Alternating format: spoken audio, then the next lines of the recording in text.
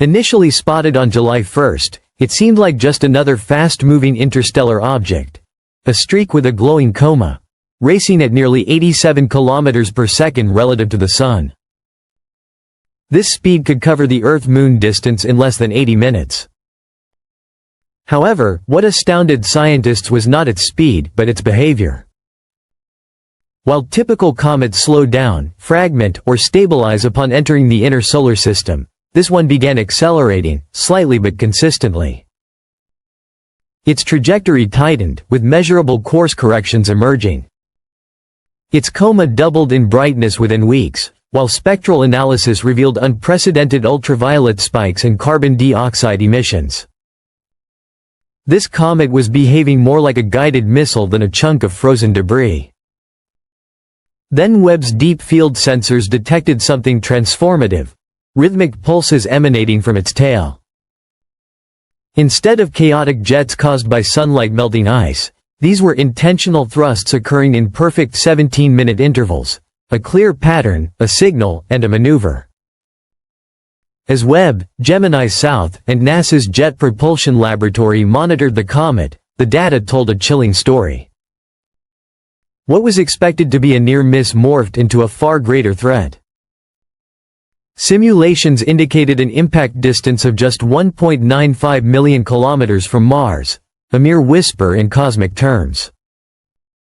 A slight increase in velocity, a fraction of what's currently being measured in gas pulses, could lead to a direct collision.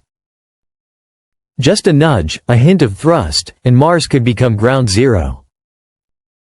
This level of control is unheard of among natural celestial bodies. It appears 3I, Atlas is using its own gas emissions as microthrusters, adjusting its course like a spacecraft. Alarmingly, these thrusts aligned perfectly with Mars' orbital plane. Researchers are no longer simply tracking an object, they are witnessing it aim. From September 19 to 30th, each individual outburst could alter its trajectory. It's not just amateur theorists or sci-fi buffs raising concerns anymore.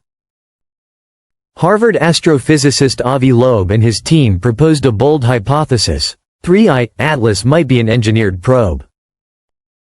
Radar readings from the Mars Reconnaissance Orbiter and Goldstone antennas showed metallic echoes, unlike the typical murky signatures associated with comets. Insiders at NASA described these radar reflections as unprecedented. Adding to the intrigue are green, needle-like streams visible in high-exposure images, 3 glowing beams converging toward Mars, synchronizing with the exhaust jets.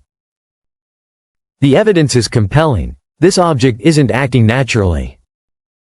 Loeb proposes a scenario wherein 3I, Atlas could be intentionally targeting Mars, either to crash or, even worse, to deliver something. Probes, signals, spores, whatever it is, the intent seems deliberate. Mars is being approached with surgical precision, and humanity watches a complex operation unfold before us, largely beyond our comprehension. Should a collision occur, the results would be catastrophic.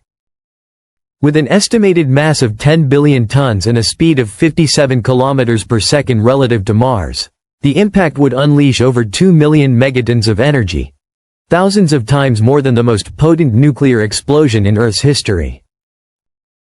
The crater would measure 60 kilometers wide and 5 kilometers deep, scattering debris across Mars' orbit, with the potential to send some of it into interplanetary space, possibly reaching Earth. Then there was silence. NASA ceased issuing updates.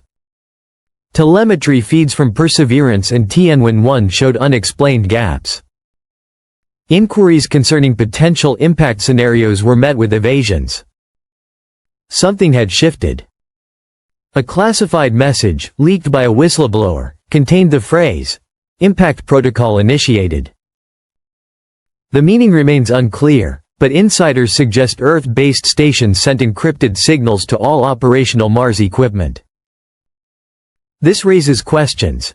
There's no known method for deflecting or intercepting 3I, Atlas, unless these signals were intended to prepare Mars, not protect it.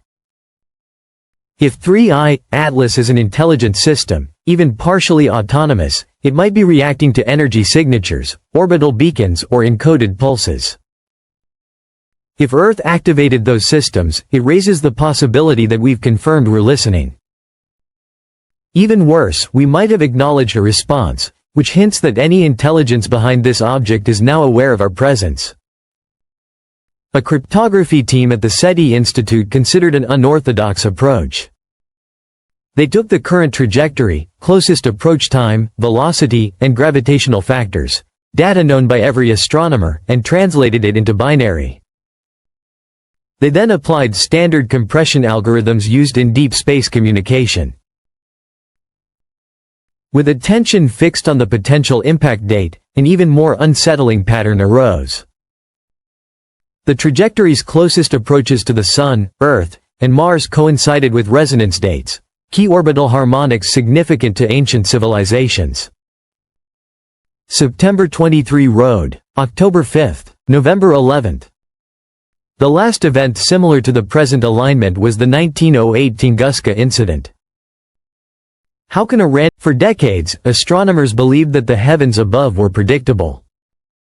Every comet, every asteroid, every interstellar wanderer followed the same silent laws of gravity. But then came an object unlike anything we'd ever seen. It moved too fast, shone too brightly, and whispered patterns into the void. At first, it was dismissed as just another cosmic rock, an interstellar visitor destined to pass by, flare in the sun's light, and vanish into the darkness. Yet, piece by piece, observation by observation, the story changed. This wasn't a comet. This wasn't a coincidence. This was choreography. It began with subtle anomalies. Instead of slowing as it approached the inner solar system, the object accelerated. Its luminous tail pulsed in intervals so precise they could be set to a clock. Gas vents erupted not randomly, but in perfect sequences, 17 minutes apart, like an invisible engine firing microthrusters. And each pulse shifted its trajectory ever so slightly, as if guided by intent. This wasn't nature. This was navigation. As its path drew closer to Mars, the numbers became impossible to ignore. The distance to the red planet shrank far more rapidly than gravitational models predicted. The object's emissions brightened, its spectrum showing unusual spikes, not just frozen carbon dioxide or water ice, but traces of compounds no comet has ever displayed. Synthetic polymers. Carbon nanotube-like structures. Engineered materials adrift in the vacuum of space. For scientists, the evidence was no longer subtle. Something about this object was alive with purpose, even if not in the biological sense. Then came the deeper, stranger layer. The pulses from the object's tail weren't just mechanical. They were cognitive. A neurocosmology team discovered that when volunteers were exposed to those precise pulsation frequencies, their brainwaves synchronized, not just individually, but collectively, across isolated rooms. The signal seemed to bypass distance, bypass noise, and connect minds in unison. It wasn't communication in the way we know it. It was activation. The question shifted from, "What is it?" to, "What is it doing to us?" Meanwhile, on Mars, things began to stir. Instruments aboard orbiters detected a rise in xenon isotopes leaking from deep fissures.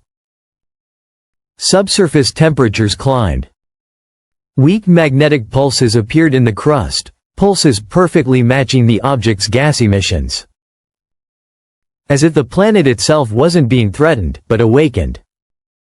Seismic readings around Olympus Mons spiked, and a structured low-frequency signal emerged from beneath the largest volcano in the solar system. Not noise. Not tremors. A harmonic frequency, a spiral echo of the very waveform emitted by the approaching object. For the first time in history, it seemed a planet was responding to something in space before it even arrived. As astronomers scrambled for answers, archaeologists joined the conversation.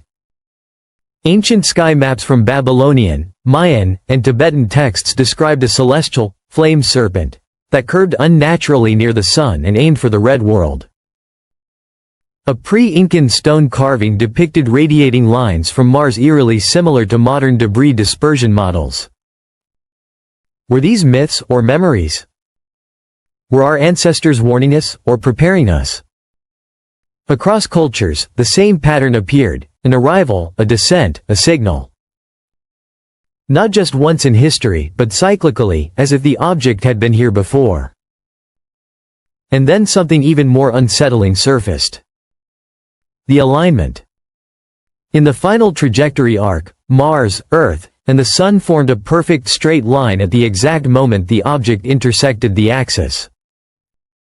This wasn't random. It mirrored the alignments encoded in Earth's megalithic monuments, Stonehenge, Nabta Playa, Teotihuacan, structures we once thought were primitive calendars. What if they were never calendars at all? What if they were warnings or invitations, built to resonate with this moment? High-resolution scans of the object's vapor trail revealed something else: a repeating strand of nuclear-based sequences, eerily similar to RNA but not of Earth. Not life as cells, but life as code. Prebiotic information designed not to survive, but to transmit, to respond when interpreted. A living language drifting across interstellar space, waiting for a listener. Waiting, perhaps, for us. As the final hours approached, a pattern emerged on Mars itself. Dust fields shifted, not with wind but with purpose, forming two concentric ovals, an image of an eye tilted at the same angle as Earth's axial tilt. It wasn't random erosion. It was a message. An eye watching, or a mirror reflecting. Mars had blinked. This was no longer about an impact. It was about convergence. Every pulse, every alignment, every strange echo pointed to a single conclusion. The object was not here to destroy.